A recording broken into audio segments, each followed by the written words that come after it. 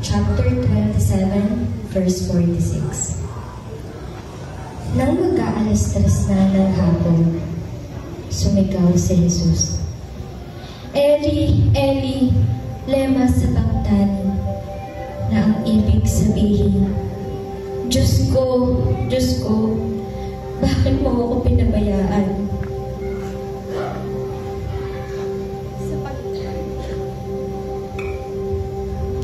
Sa pagkakataong ito, tinalikuran na nga ng Ama ang kanyang kaisang-isang anak na si Jesus. Sa kadahilan ng inako niya ang kasalanan ng buong sangkatauhan. Kailanmay hindi nagkasala si Kristo, ngunit alang-alang sa atin, itinuring siyang makasalanan para sa pamamagitan niya ay maituring tayong matuwid sa Diyos. Naniniwala akong walang magulang na gustong masaktan ang kanyang anak, di madapuan ng lamok o di kaya'y madapa.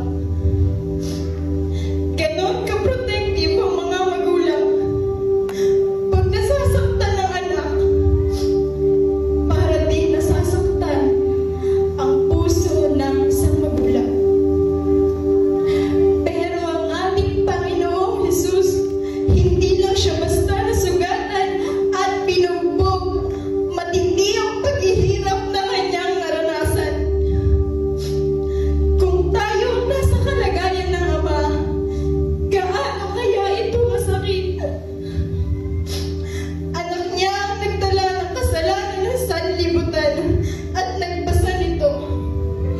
Patunay lang ito ng labis na pagmamahal ng Ama sa atin. Isinugo niya ang kanyang kaisa-isang anak upang pagbayaran ang ating mga kasalanan. Ganoon na lamang ang pag-ibig ng Diyos sa sanlibutan. Anong katotohanan ang ating dapat malaman sa kanyang paghihirap? Una, Christ was rejected for us to be accepted. Siya ang tinalikuran upang tayo ay matanggap. Kung pakikinggan natin, napakasakit ng salita. Bakit mo ako pinabayaan?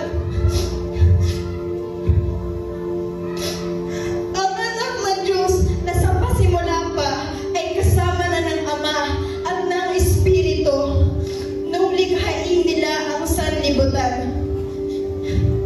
Ngayon, nag-iisa, naghihirap, dala-dala ang bigat ng parusa sa kasalanan. Nung mga sandaling iyon ay inako niya ang kasalanan ng sanlibutan. Inalay niya ang sarili niyang dugo bilang kabayaran sa ating mga kasalanan dahil ito lang ang tanging paraan para tayo'y maligtas. Gayunpaman mga kapatid, ang salita rin ito ang nagpapaalala sa atin ng biyaya at pag-ibig ng Diyos. Pinapanumbalik ng Diyos ang mga tao sa Kanya sa pamamagitan ni Kristo at hindi na ibinibilang na laban sa kanila ang kanilang mga kasalanan. Mga kapatid, sobrang mahal tayo ng Panginoon na kinakailangan na siyang umako ay tumanggap ng parusa para sa ating mga kasalanan. Walang makakahambing sa hirap na kanyang pinagdaanan.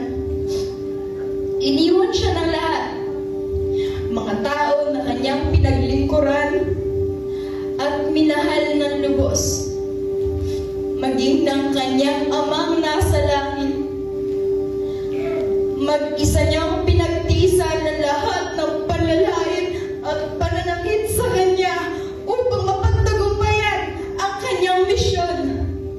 At yun ang maligtas tayo sa tiyak na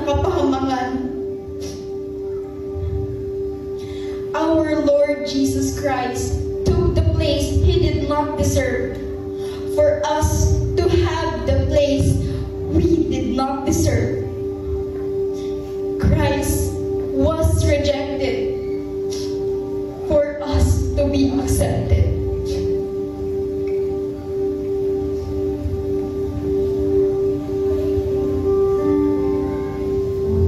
Pangalawang aral sa kanyang paghihirap. Ikalawang katotohanan na dapat nating malaman sa kanyang paghihirap. Jesus has to die for us to live. Si Kristo Jesus ay namatay at nag-alay ng kanyang sariling buhay upang ang sino mang sumampalataya sa kanya ay maligtas at makamit ang biyaya ng buhay na walang hanggan. Hindi ba't nakakamangha kung paano tayo'y naligtas dahil sa pag-ibig ng Panginoon? It was the greatest exchange. The righteous one became sin for us so that we, sinners, may become righteous through Him. He was rejected so we can be accepted. He died so that we who believe in Him will live. Mga kapatid, Jesus died for you. What an amazing love of Jesus. Inalay niya ang kanyang sariling buhay para lang tayo'y maligtas. It was a great sacrifice for someone like me who is unworthy. Kasi sino ba naman ako? Isa lang naman akong makasalanan. Ngunit dahil sa pagmamahal sa atin ng Panginoon, ang kanyang dugo ay ibinuhos upang mabayaran ang ating mga kasalanan. Sabi nga sa Isaiah 1 verse 18, halikayo at tayo'y magpaliwanagan. Sabi ni Yahweh, gaano man kapula ang inyong mga kasalanan, kayo'y aking papuputiin tulad ng yelo o bunak. Pinapakita lang dito ang lahat ng ating pagkukulang, kalabisan, mga pagkakamali at kasalanan ang siyang nagpapadumi sa atin. At tanging ang Diyos lamang ang makakapagpalinis sa ating karumihan.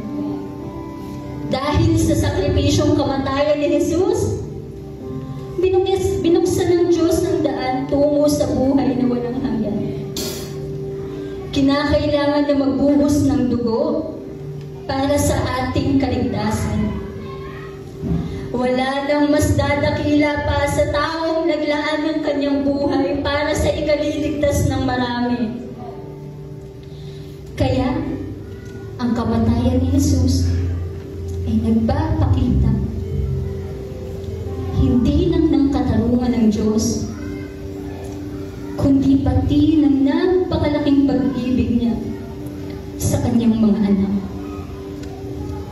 Inialay ni Jesus ang buhay niya sa atin. Alalahanin natin ito sa araw-araw, mga kapatid. At mamuhay tayo ng naaayon sa kanyang nais. Mamuhay tayo para sa kanya. Amen.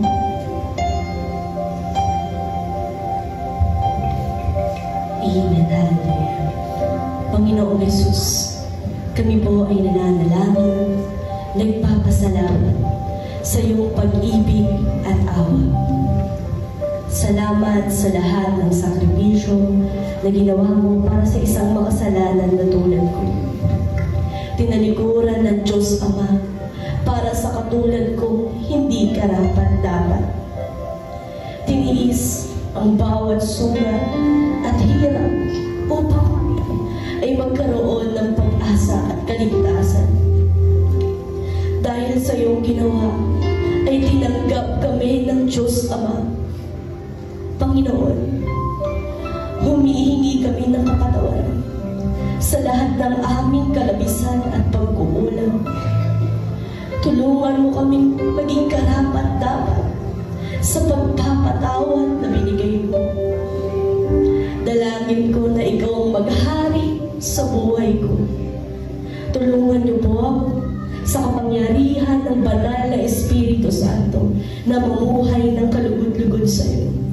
Lahat ng ito ay tinataas ko sa pangalan ni Jesus. Amen.